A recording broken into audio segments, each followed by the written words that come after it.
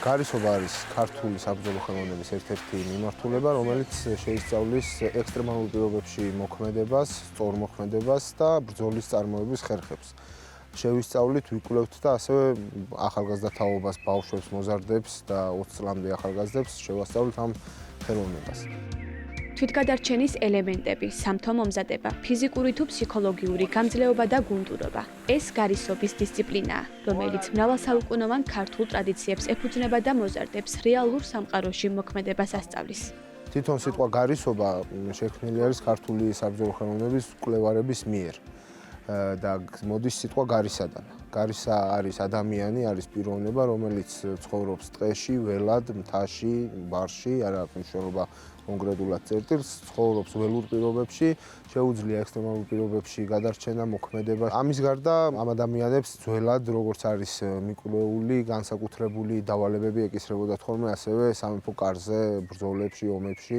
ყველა ჩვენი სწავლება, თვითგადარჩენის სწავლება მიმართულია იმაზე, რომ ნაკლები და მინიმალური რესურსით გქონდეს მაქსიმალური შედეგი. თანამედროვე სამყაროში, სადაც ახალგაზრდების ყოველდღიურობა სულ უფრო მეტად ეკრანებთანაა დაკავშირებული, თბილისიდან რამდენიმე კილომეტრში ისინი სრულიად განსხვავებულ გამოცდილებას იღებენ.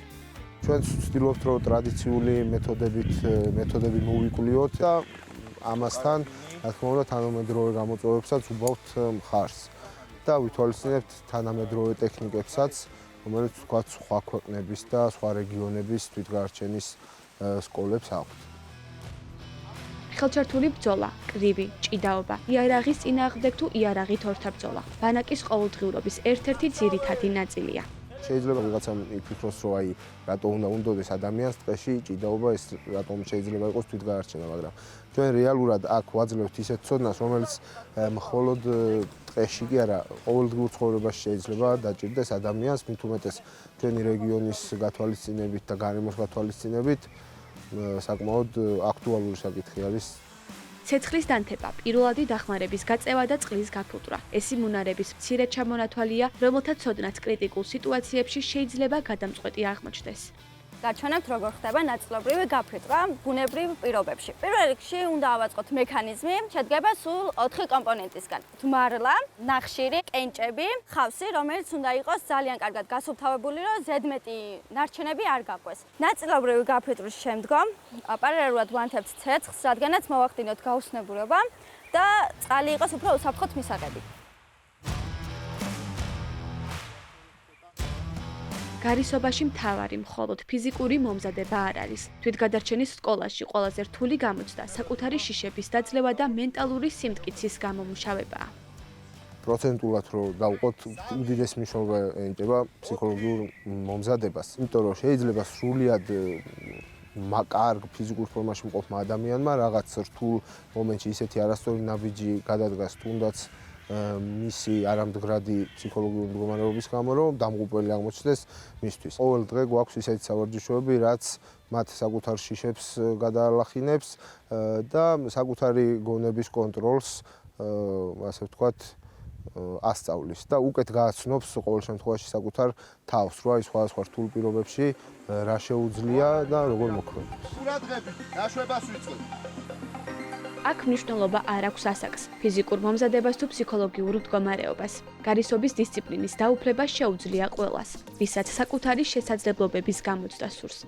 ამ სკოლის შესახებ გავიგე ჩემი მეგობრისგან, რომელმაც მომიყვა თუ რა საინტერესო საქმეები ხდებოდა აქ, როგორ დადიოდნენ ლაშქრობებზე, სწავლობდნენ ახალ ტექნიკებს, საბრძოლო ხელოვნებებს, გადარჩენას და მე ძალიან დამაინტერესა. ჩავწერე სექტემბერში 9 თვიან კურსზე და დუშეთიდან დავდივართ მე და ჩემი მეგობარი და ძალიან საინტერესოა, ძალიან მომწონს ყველაფერი, ახალ მეგობრებს ვიჩენ. მამა ჩემი იყო ერთ-ერთი პირველი, ვინც ამ სკოლის პირველ ექსპედიციაზე წავიდა და ბავშვობიდან სულ ყოველთვის მიყვებოდა ამ სკოლის შესახებ. ძალიან დამაინტერესა და როდესაც მოვედი, ძალიან მომეწონა, ძალიან ბევრი რაღაც ვისწავლე, თუნდაც ის როგორ გადავრჩა ექსტრემალურ პირობებში და არა მარტო ეს.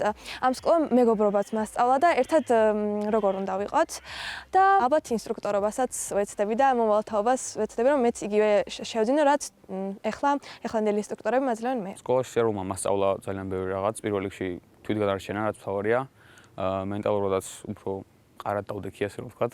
ასევე ძალიან ბევრი საინტერესო გასვლა მქონდა, როგორც ტყეებში, ისე თებში და ამ ერთ წლის განმავლობაში შევიძინე ძალიან ბევრი მეგობარი და მასწავლა ამ ყველაფერმა გუნდრობა.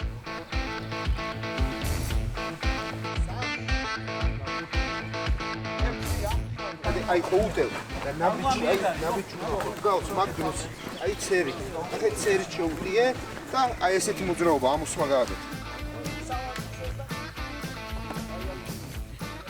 საბოლოო მიზანი ჩვენი სკოლის დამსწავლებების პირველ რიგში არის ქართული საბრძოლო ხელოვნების აღდგენა, აღორძინება, კვლევები, მოძიება და ამ ყველაფრის გადაცემა ჩვენ მოსწავლეებზე. პატრიოტული ასე ვთქვათ ჟინი აქ უფრო ძლიერდება. იმიტომ რომ ხშირად ისეთ ადგილებში გვიწევს, ისეთი ისტორიის მოსმენები გვიწევს და ისეთი კულტურის გაცნობა გვიწევს, რომ ეს გინდა არ გინდა ნებისმიერ მოსწავლეში გაძლიერდება. შედეგი კი უკვე სახეზეა. მათთვის, ვინც ეს გზა წლების წინ დაიწყო, გარისობა ცხოვრების წესად და იმ დიდ სიყვარულად იქცა, რომელსაც ახლა სხვებს უკვე თავად უზიარებენ.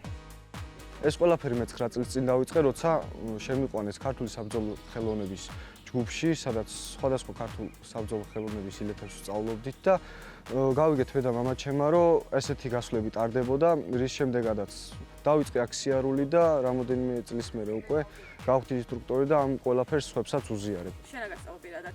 პირველ რიგში ვიტყვი, რომ შემოყვარა ბუნება, საქართველოს შემოყვარა განსაკუთრებით და მასწავლა ქართული საბრძოლო ხელოვნების წესები, თვითგადარჩენა და ასე შემდეგ, ძალიან ბევრი რამ.